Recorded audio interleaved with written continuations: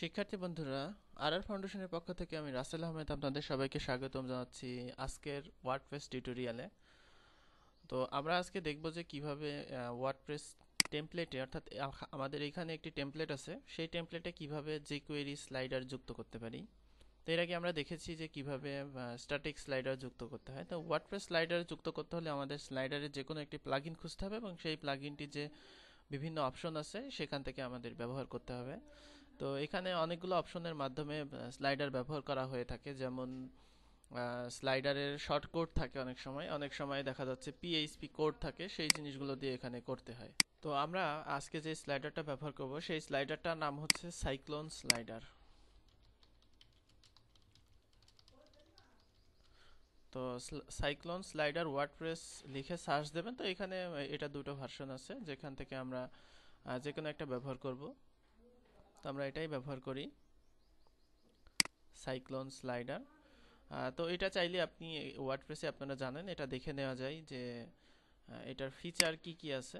তারপরে আপনি চাইলে যে যদি এটার আলাদা এখানে বলা আছে যে সাইক্লোন স্লাইডার 2ও আপনি ব্যবহার করতে পারেন, সেটা যদি ব্যবহার করতে চান সেক্ষেত্রে এখান থেকে আপনি দেখে নিতে পারেন। তো যাই হোক, আমরা 1টা ব্যবহার করব।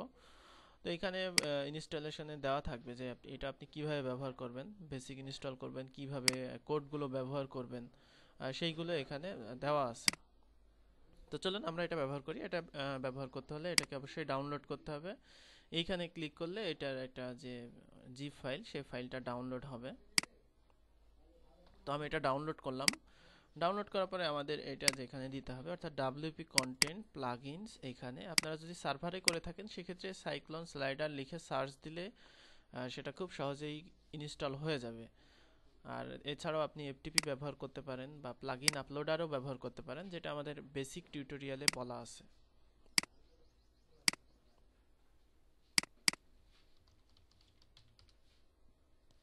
তো আমি ওয়ার্ডপ্রেস অ্যাডমিনে লগ ইন করছি।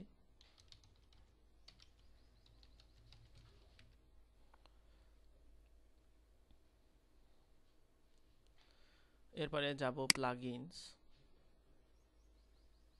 প্লাগইনসে গেলে আমরা যেহেতু প্লাগইনটা আপলোড করেছি সেজন্য এখানে দেখাচ্ছে সাইক্লোন স্লাইডার। তো তারপরে দেখবেন যে সাইক্লোন স্লাইডার নামে একটা মেনু চলে আসছে। তো এখান থেকে আমরা স্লাইডগুলো অ্যাড করব, যে স্লাইডগুলো আমরা চাই। তো এখানে আপনি এই স্লাইডারটা সুবিধা হচ্ছে যে আপনি মানে অনেকগুলো স্লাইডার ব্যবহার করতে পারেন। দেখা যাচ্ছে আপনার পোস্টে একটা স্লাইডার লাগবে, বা দেখা যাচ্ছে একটা পেজে একটা স্লাইডার লাগবে, সেটা করতে পারেন। অথবা আপনার থিমে যদি স্লাইডার লাগে সেটাও আপনি যুক্ত করতে পারবেন। তো আমরা অ্যাড স্লাইড শো এখানে ক্লিক করলাম। তো ক্লিক করার পর এখানে একটা নাম দেব। তো এটা আমরা চাচ্ছি হোম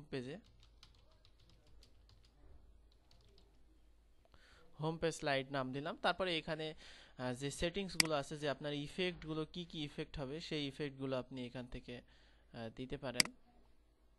তারপরে একটা স্লাইডের থেকে আরেকটা স্লাইডের যে সময়টা সেটা মিলি সেকেন্ডে উল্লেখ করে দিতে হবে। ট্রানজিশন ইফেক্ট অর্থাৎ স্লাইডটার ইফেক্টটা কতক্ষণ থাকবে সেইটা। আপনার উইড এখানে দিয়ে দিতে পারেন, পিক্সেলে হাইট দিয়ে দিতে পারেন। এখানে পুশ অন হোভার অর্থাৎ কার্সর নিলে ইফেক্টটা থেমে যাবে কিনা সেটা। আর নেভিগেশন অর্থাৎ বুলেট শো করবে কিনা, আর নেক্সট প্রিভিয়াস অর্থাৎ নেক্সট প্রিভিয়াস বাটনগুলো শো করবে কিনা। আর এখান থেকে আপনি টেমপ্লেট নিতে পারেন, যে এখানে অনেকগুলো টেমপ্লেট আছে, সেখান থেকে আপনি টেমপ্লেট নিতে পারেন। থাম্বনেইল নিলে থাম্বনেইল টেমপ্লেট আসবে। তারপরে আপনাকে এখানে স্লাইড যুক্ত করতে হবে, অর্থাৎ এখান থেকে গেট ইমেজে ক্লিক করে আপনাকে এখানে ইমেজ যুক্ত করতে হবে।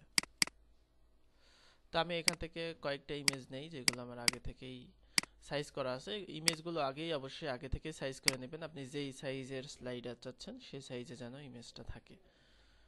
অর্থাৎ আমরা এখান থেকে ফুল সাইজটা নেবেন, অর্থাৎ মিডিয়াম না। ইমেজটা নেওয়ার সময় খেয়াল করবেন অ্যাড টু স্লাইড। আমরা 4টা ইমেজ আপলোড করলাম, কিন্তু এখন আমরা এখানে একটা দিলাম, তারপরে বাকিগুলো দিয়ে দেব।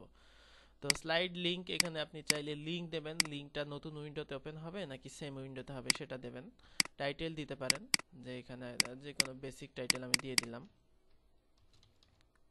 তারপরে আপনি চাইলে এখানে যতগুলো ইচ্ছে ততগুলো স্লাইড এখানে আপনি ব্যবহার করতে পারেন। যেহেতু আমরা 4টা ইমেজ আপলোড করেছি সেজন্য মিডিয়া লাইব্রেরিতে আমাদের সেগুলো অবশ্যই আছে, সেজন্য আমি সেখান থেকে নিচ্ছি। অ্যাড টু স্লাইড, ঠিক একইভাবে এখানে থেকে টাইটেল, বা যাই হোক এগুলো দেবেন। দেওয়ার পরে আপনি এবার সেভ করবেন। সেভ করার পরে এখানে দেখবেন যে একটা শর্ট কোড চলে আসছে। তো আপনি যদি ওয়ার্ডপ্রেস পোস্টে ব্যবহার করেন এটা, সেক্ষেত্রে এই শর্ট কোড নেবেন। কিন্তু আমরা টেমপ্লেটে যুক্ত করতে চাচ্ছি। টেমপ্লেটে যুক্ত করতে চাইলে ওয়ার্ডপ্রেসের একটা যেটা একটা শর্ট কোড অ্যাপ্লাই করার জন্য একটা কোড আছে, অর্থাৎ PHP eco do short code, তারপরে আপনার ফার্স্ট ব্র্যাকেট শুরু শেষ, এবার এর মধ্যে কোটেশন দিয়ে শর্ট কোডটা দিতে হবে। তো সেটা অর্থাৎ আমরা এই যে এইটাই, তো শর্ট কোড যদি দিতে চাই সেক্ষেত্রে দেখা যাচ্ছে আমরা পেতে চাচ্ছি এইখানে, অর্থাৎ slider PHP eco do short code, এরপরে এর মধ্যে কোটেশন দিয়ে এবার আপনি আপনার যে শর্ট কোডটা পেলেন এইখানে, সেই শর্ট কোডটা দিতে হবে। দেওয়ার পরে এখানে পেস্ট করে দেবেন। তো এরপরে আপনি যদি আপনার সাইট ভিজিট করেন, টেমপ্লেটে যেখানে ব্যবহার করেছেন ঠিক সেখানে কিন্তু আপনার যে স্লাইডটা, সেই স্লাইডটা দেখতে পারবেন। তো এখানে দুটো ইমেজই বোধহয় সেভ মানে সেম হয়ে গেছে, দেখি আমি চেঞ্জ করে দিই একটা।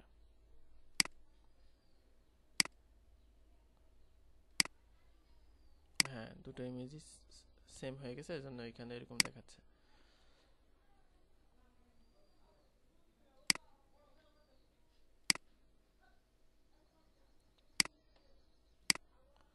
তো তাহলে এটাই হচ্ছে সাইক্লোন স্লাইডারের কাজ, যেটা দিয়ে আমরা স্লাইডারের যে কাজগুলো সেটা করতে পারি। আপনি চাইলে দেখা যাচ্ছে স্যাম্পল পেজে আপনার আরেকটা স্লাইড দরকার, সেক্ষেত্রে আপনি এখান থেকে স্লাইড তৈরি করবেন এবং শুধু শর্টকাট যেটা আছে সেটাই, যেমন পেজ এসে আমি যদি স্লাইডটা নিতে চাই, এই যে স্লাইড শোটা, সেটা কিন্তু স্যাম্পল পেজে আমি তখন আর পিএইচপি কোড ব্যবহার করা লাগবে না। যদি ওয়ার্ডপ্রেস থেকে নেই বা উইজেটে নেই, সেক্ষেত্রে শুধুমাত্র আপনি স্লাইডারের যে শর্ট কোডটা, সেই শর্ট কোডটা দিতে পারেন। শর্ট কোডটা দিলেই দেখা যাবে যে সেই পেজেও আপনার একটা স্লাইড শো চলে আসছে।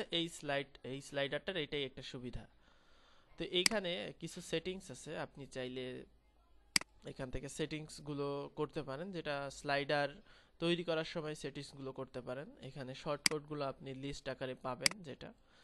তো আশা করি বুঝতে পেরেছেন টিউটোরিয়ালটি। কোনো সমস্যা হলে আমাদের ফেসবুক গ্রুপে প্রশ্ন করবেন। আর সাইক্লোন স্লাইডারের লিঙ্কটা আমাদের টিউটোরিয়ালের সাথেই দেওয়া থাকবে, সেখান থেকে নামিয়ে প্র্যাকটিস করবেন।